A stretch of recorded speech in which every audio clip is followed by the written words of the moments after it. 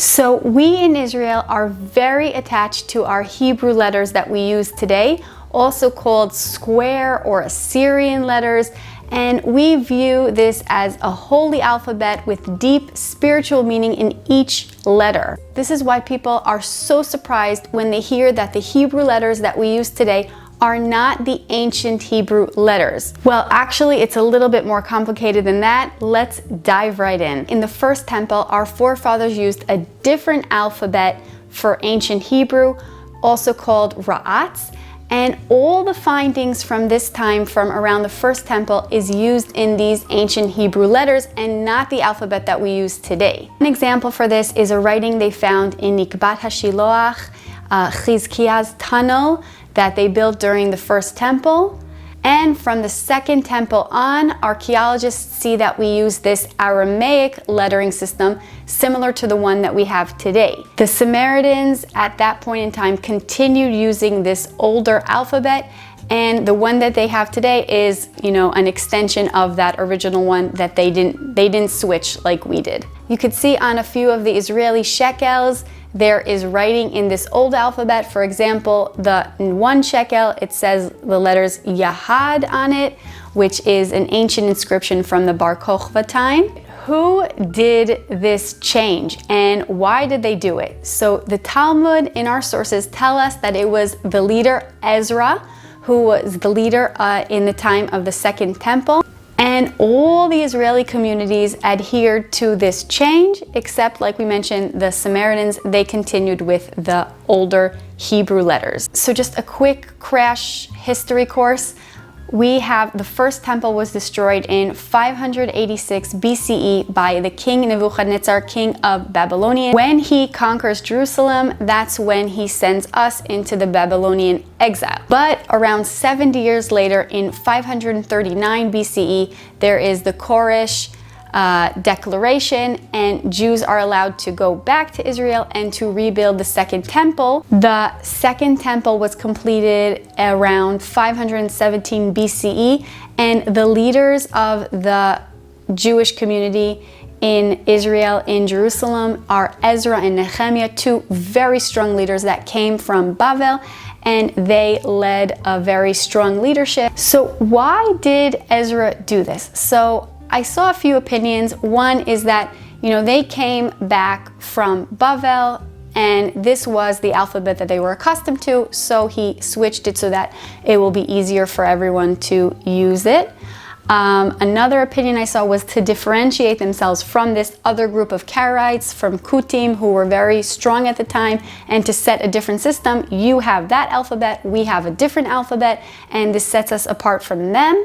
And I saw another deeper explanation in that this alphabet really represents a new era, because from the Second Temple and on, we no longer have prophecies and prophets, but it's a new era that's based more on wisdom and more on oral Torah. The Torah Sheba'al Peh, the oral Torah, is more suited for this alphabet. If we have these two alphabets, which is the original alphabet? Which one was the tablets of stones, Luchot HaBrit, given on, and the original Torah scrollers given in? Most of the opinions in the Gemara and later on are that the tablets were given in Assyrian, which is our Hebrew today. And then at some point it switched to this older Hebrew Ra'atz, and then in Ezra time it switched back to the Hebrew that we know today. Perhaps because it was so holy, it was only used for prophets and stuff like that, and then Ezra in his time decided to make this the alphabet for the masses of people. But there is also a minority opinion in our sources, and that is the original is the Old Hebrew,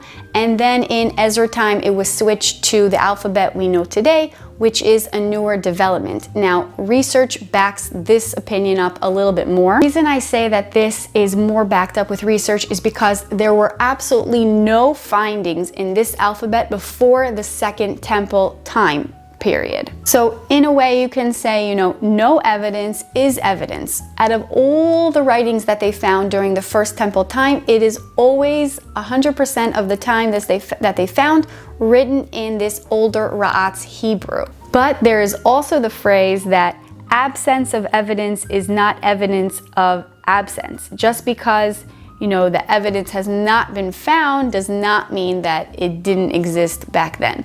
Research says that this Aramaic alphabet also comes from the Phoenician alphabet, and also the Old Hebrew Ra'at also is derived from the Phoenician, but that they developed separately. So let's talk a little bit about the Aramaic language and its impact on Hebrew. Now, aside from this alphabet that we spoke about, there were more things that we got from Bavel, from Aramaic. Aramaic was, the main language for many, many years, and Hebrew got a lot from Aramaic. The kingdom of Aram is mentioned a few times in the Bible during King David's time, a kingdom that was located in Syria of today, up north, until the Assyrians conquered them. Even though the Assyrians destroyed them, interestingly enough, they took over their language and made Aramaic their main language instead of Akkadian. They might have done this because the Aramaic alphabet system is a lot easier to use compared to their syllabary system that they use, which was based on sounds, and it had a lot more symbols, and it was much harder to learn. And then also the Babylonians, when they take over Assyrians, they too maintain Aramaic as the formal main language, kind of like English of today. So in our first exile, when we go to Bavel and then we come back about 70 years later, this is when we see a lot of Aramaic influence on the Hebrew language. One example of this is the Hebrew months. The Hebrew months that we use today, Tishrei, Cheshvan, the names of the months are from Bavel, are from Aramaic. And you can see this in Megillat Esther, which is the first time we use the third month, Hu Chodesh Adar.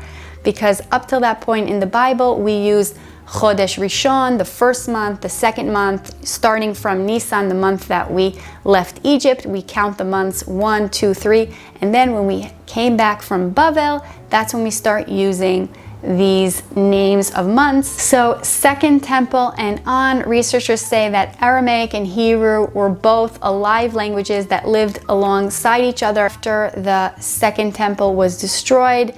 And then on, we see Aramaic is on the rise and Hebrew, at least as a spoken language, is on the decline. In 66, the Great Revolt against the Romans led in the year 70 to the destruction of the Second Temple. Rabban Yochanan ben Zakkai and other rabbis, after the destruction of the temple, are able to rehabilitate the community. But in 132, there was another revolt known as the Bar Kokhba Revolt, and this revolt had devastating results. Hundreds of thousands of Jews were murdered, and a lot were sold to slavery, and the Israeli community in Israel really began deteriorating.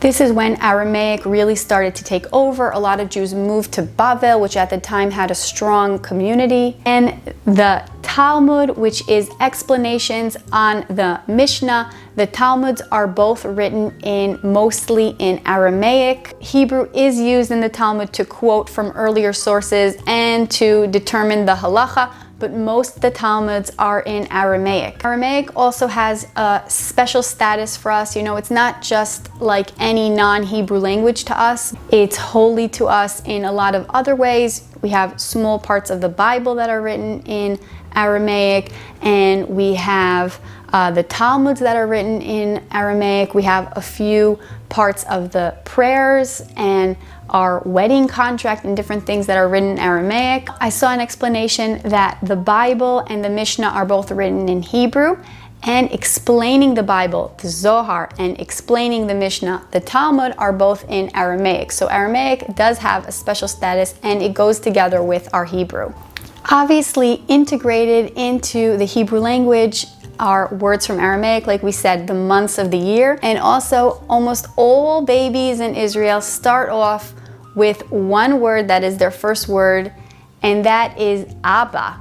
Now, Abba means father. Apparently, that word is from Aramaic. In Hebrew, you would say Av and M, and the way that you say Abba, it is taken from Aramaic, and the A at the end means the. So you say Abba, it means the father. This is really the first word that we use in Israel, and it's from Aramaic. So hope you enjoyed this video, understanding a little bit about Aramaic influence on Hebrew. And if you enjoyed this video, please give it a thumbs up. See you next time.